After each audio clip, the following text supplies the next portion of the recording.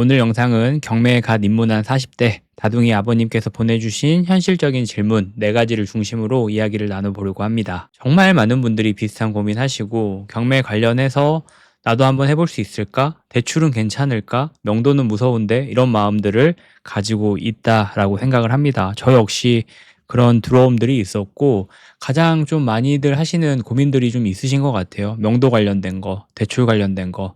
그리고 제가 어제 대출 관련된 영상을 올렸고 구독자분께서 관련된 질문 4가지 정도를 정리를 해서 저한테 보내주셔서 이거 관련해서 한번 같이 또 이야기해 보도록 하겠습니다. 첫 번째 질문은 입찰보증금을 마련하기 위해 신용대출을 받으면 나중에 경락자금 대출을 받을 때 불이익이 있을 수 있을까요? 라는 질문입니다. 결론부터 말씀을 드리면 서로 별개지만 신용도에는 영향을 줄 수가 있습니다.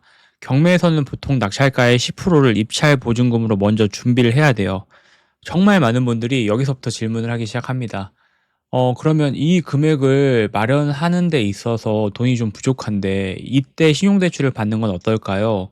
또 그러시는 분들도 있습니다. 제가 지금 전세를 살고 있는데 전세 보증금을 빼고 입찰 보증금을 마련하는 건 어떻게 생각하세요? 이런 질문들도 많이들 해주시는데 신용대출을 받으면 내 DSR이라는 게 있죠. 총 부채 원리금 상환 비율이라고 하는데 이런 것들은 당연히 올라갈 수밖에 없습니다. DSR이 올라가면 나중에 받을 수 있는 경락잔금 대출 한도도 줄어들 수가 있어요. 그래서 보증금 같은 경우는 너무 무리하게 마이너스 통장 같은 경우도 활용하는 분들이 있지만 무리하게 이 보증금을 마련하는 거를 저는 좀 지양을 해야 된다고 생각을 합니다. 신용대출은 개인적으로는 최대한 좀 최후의 보루라고 생각을 하시고 적게 받아야 된다고 생각을 해요. 왜냐하면 여러 가지 투자를 하다 보면 상황에 마주쳐야 되는 순간들도 있고 그 순간에 우리가 카드로 치면 조코 카드가 될 수가 있거든요. 근데 이 카드를 미리 사용하고 이거를 미리 진행한 상태에서 그 위험을 맞닥뜨리게 되면 그 위험이 왔을 때 정말 어떤 선택을 감정적으로 하는 경우를 너무 많이 봤거든요. 그래서 이성적으로 좀 판단하기 위해서는 신용대출은 최대한 적게 받는 게 중요하다고 생각을 합니다. 마이너스 통장도 같은 맥락이에요. 사용하지 않는 상태에서 좀 내가 믿을 만한 구석으로 가지고 있는 게 좋습니다. DSR 같은 경우는 은행마다 좀 다르기 때문에 미리 좀 상담을 받고 경매 같은 경우도 진행을 해 주셔야 됩니다. 어떤 데서는 DSR 대비 대출을 많이 해주는 곳도 있고 어떤 데들은 DSR이나 이런 규정들이 좀 깐깐해서 내가 생각했던 금액보다 훨씬 더 못 받는 경우들이 있어요.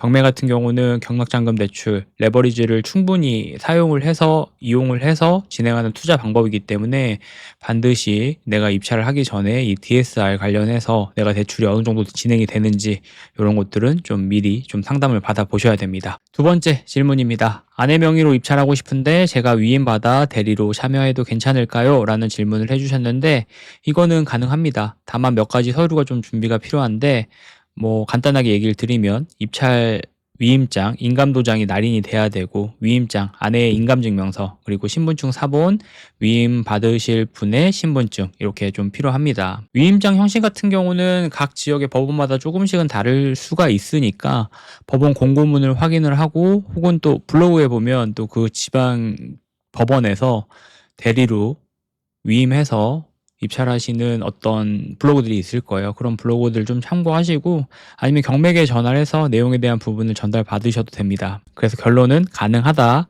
몇 가지 서류들이 좀 필요하고 이 서류들만 잘 준비를 하게 되면 내가 아니더라도 내 아내, 내 지인, 그리고 내 친구, 내 부모님, 내 가족들이 가서 대신해서 입찰을 해줄 수가 있습니다.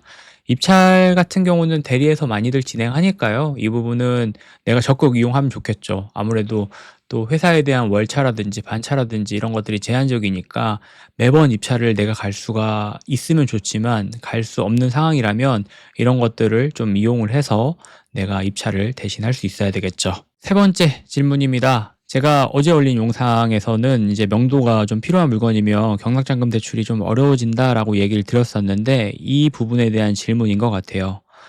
경우에 따라서 영향이 매우 큽니다. 은행 같은 경우는 우리가 심플하게 생각을 해보면 담보의 안정성을 가장 중요하게 봅니다. 점유자가 거주를 하고 있는 중이라면 혹시 명도를 못하고 소송에 가면 어떡하지라는 걱정을 은행에서도 하게 되고 이건 은행의 입장에서도 리스크라고 판단을 하는 겁니다. 대출을 거절하거나 대출을 해줄 수 있는 한도를 낮추기도 하죠. 최근에 이런 사례들이 없지는 않습니다. 제 주변에서도 수도권 빌라를 낙찰을 받으신 분이 있는데 이 임차 점유 상태에서 은행에서 이야기를 하는 거예요. 점유 해소 후 잔금 대출 가능 조건부 승인을 내준 거죠. 그래서 결국은 명도를 다 완료를 한 상황인 거를 확인시켜주고 난 이후에 대출을 실행을 해줬습니다.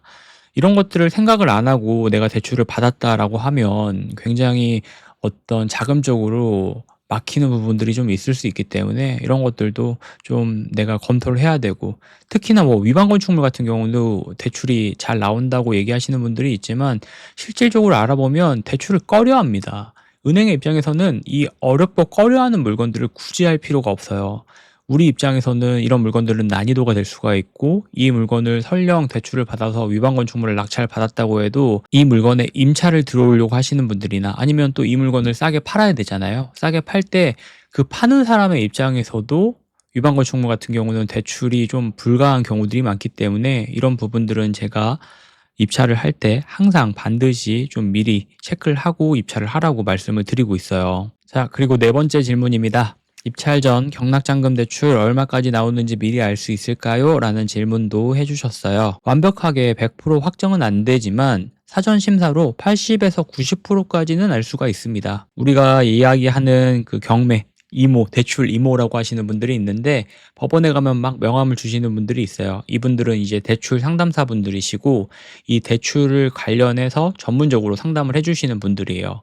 이분들한테 문의를 해주고 우리가 가지고 있는 뭐 소득금액 자료들 이런 것들을 보내주면 한도를 산출을 해주십니다. 물건에 따라 조금은 다르고 우리가 아까도 얘기했다시피 개인 DSR 그리고 물건 LTV 이런 것들에 따라서 대출의 한도가 조금씩은 다르기 때문에 입찰을 하기 전에 반드시 이 부분은 내가 내용에 대한 부분을 전달받고 확인을 받고 입찰을 하셔야 됩니다. 대출 같은 경우는 굉장히 민감한 부분이기 때문에 입찰 후에 대출로 막혀서 잔금을 못 내고 잔금을 미납하시는 분들이 많아요. 그러면 우리가 소중하게 아까 얘기했던 10%에 대한 보증금을 그냥 날리는 겁니다. 1억이면 1,000만 원이 될 수가 있고 10억이면 1억을 날릴 수가 있는 부분들이 있기 때문에 이 반드시 대출에 대한 부분은 내가 입찰하기 전에 미리 전화를 해서 내용에 대한 부분을 전달을 받으셔야 돼요. 저도 아직도 입찰을 할 때 매번 같은 대답을 받지만 전화를 해서 확인을 받습니다. 저 상황에서 입찰이 가능한가요? 그리고 제가 지금 아직 DSR이나 이런 것들로 이 물건을 내가 낙찰 받았을 때 대출이 가능한가요? 이런 질문들을 하시고 그 질문에 대한 답변을 받으셔야 됩니다. 한 가지 팁은 저는 대출 같은 경우는 굉장히 보수적으로 좀 다가가려고 했어요. 80% 90% 정도 정확하지만 이 10% 20%에 대한 불규칙한 것들이 있을 수가 있기 때문에 예를 들면 뭐 80% 정도 대출이 확실하다 그러면 한 5% 정도 낮춰서 한 75% 정도는 가능하다라고 생각을 하고 어느 정도 만약이라도 나올 수 있는 리스크들을 조금 대처를 하려고 노력을 많이 했습니다. 금리 같은 경우도 좀 그렇게 생각을 했던 것 같아요.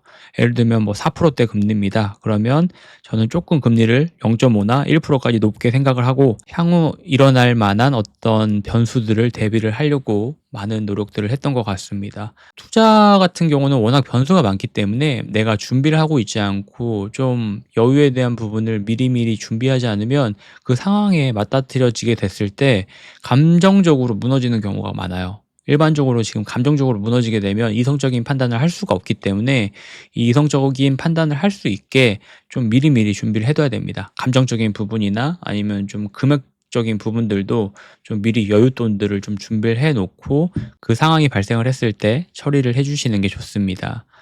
다 이 어떤 문제들은 무리를 해서 생기는 경우들이 굉장히 많아요.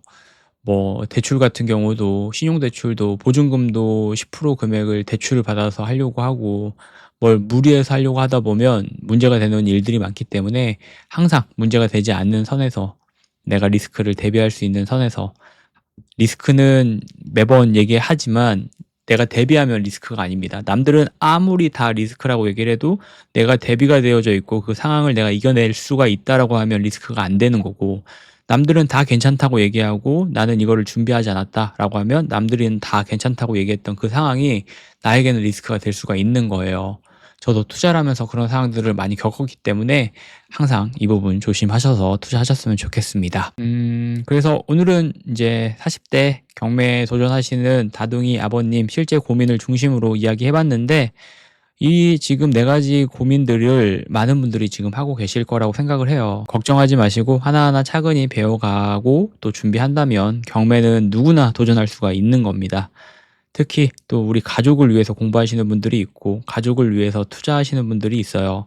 대부분의 분들이 그렇지만 저는 이분들 굉장히 응원하거든요. 어떤 책임감에 의해서 투자하시는 분들은 눈빛부터가 다르고 그 간절함의 정도가 다르다고 생각합니다. 하지만 이 간절함을 노력으로 내가 잘 만들어내야 돼요. 그렇기 때문에 공부도 열심히 하셔야 되고 준비도 정말 꼼꼼하게 하셔야 됩니다. 경매는 누구나 돈 벌 수 있는 그런 시장은 아니에요. 내가 좀 준비를 할 수 있어야 되고, 그런 준비를 계속 꾸준히 하면서 마음가짐, 마인드 이런 것들을 단단하게 만들고 난 다음 리스크가 있다고 사람들과 이야기하는 그 반대의 입장에 서서 불 속으로 들어가야 되는 투자 중에 하나이기 때문에 잘 준비하셔서 좋은 투자하셨으면 좋겠습니다.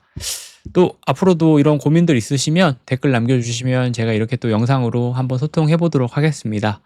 영상 보면 이제 많은 분들이 고민을 남겨주시는데 제가 했던 고민들 같아요. 그래서 저도 마음이 좀 많이 쓰이고, 그런 고민들 제가 이야기해 드릴 수 있는 것들은 제가 이렇게 영상으로 해서 남겨 드릴 테니까 조금이나마 좀 도움이 되셨으면 좋겠습니다. 경매 계속 꾸준히 하면서 저도 꾸준히 할 테니까 좋은 투자자로 우리 계속 공부하면서 열심히 돈 많이 벌어 봤으면 좋겠습니다. 오늘도 긴 영상 봐주셔서 감사하고 내일 또 좋은 영상으로 돌아오도록 하겠습니다. 영상 봐주셔서 감사합니다.